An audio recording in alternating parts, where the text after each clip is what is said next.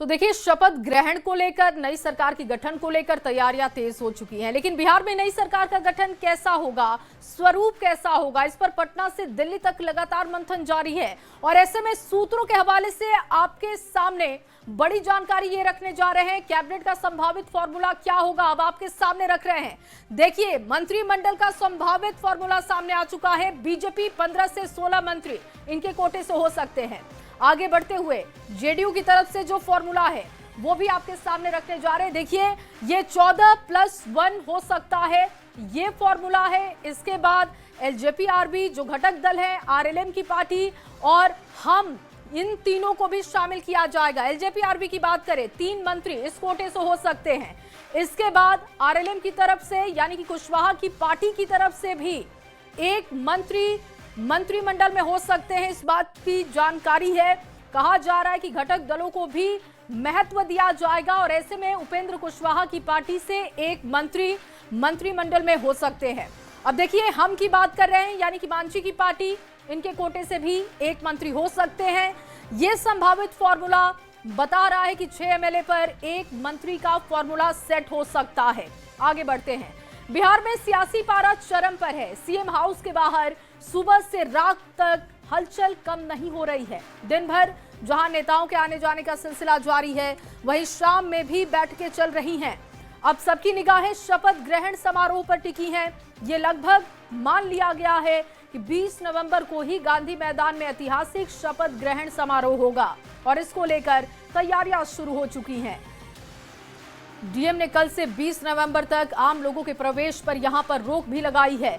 CM house के बाहर का जायजा लिया है संवाददाता रजनीश कुमार ने, उनकी रिपोर्ट आपको दिखाते हैं। तापमान भले ही 19 डिग्री सेल्सियस पर हो, लेकिन सियासी तापमान अब भी कम नहीं हुआ है। पूरे बिहार की राजनीति कहें अगर, तो सीएम हाउस के इर्द गिर्द आकर ठहर गई है और लगातार आज दिन भर और शाम के बाद भी नेताओं के आने का सिलसिला जारी है, बधाई देने का सिलसिला जारी है और इसके साथ साथ जनता की निगाहें भी शपथ ग्रहण समारोह पर टिकी हुई है। पटना जिलाधिकारी ने भी 17 नवंबर से लेकर 20 नवंबर तक गांधी मैदान में आम लोगों के आवाजाही पर रोक लगा दी है। यानी ये तय माना जा रहा है कि 20 नवंबर को बिहार में शपथ ग्रहण समारोह का आयोजन होगा और जिसको लेकर हलचल तेज है। हालांकि पोर्टफोलियो अभी सामने नहीं आया है कि किनको क्या बनाया जाएगा, बिहार में कौन बनेंगे डिप्टी सीएम, लेकिन ये तय है, लगभग ये मान लिया गया है कि बिहार में फिर से एक बार 25 से 30 फिर से नीतीश। और ये तस्वीरें भी दिखाई देने लगी है। लगातार बीजेपी के तमाम जो नेता हैं, चाहे सम्राट चौधरी हो, दिलीप जायसवाल हो या इसके अलावा नित्यानंद राय हो, जेडीयू खेमे से भी अगर कहेंगे तो संजय झा, ललन सिंह, सभी सीएम हाउस में लगातार मौजूद रहे। तकरीबन 3 से 4 घंटे तक बैठक चली है और फिलहाल अभी बैठक खत्म हो गई है, लेकिन अभी भी सियासी तापमान लगातार जारी है।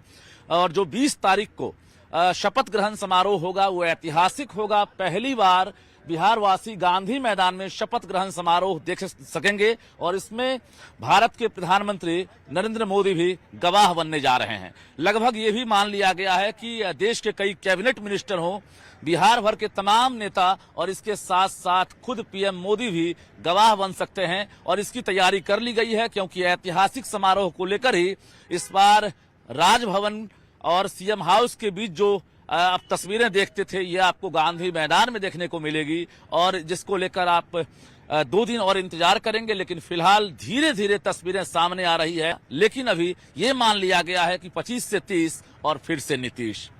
कैमरामैन सुबोध के साथ रजनीश कुमार, न्यूज़ 18 पटना।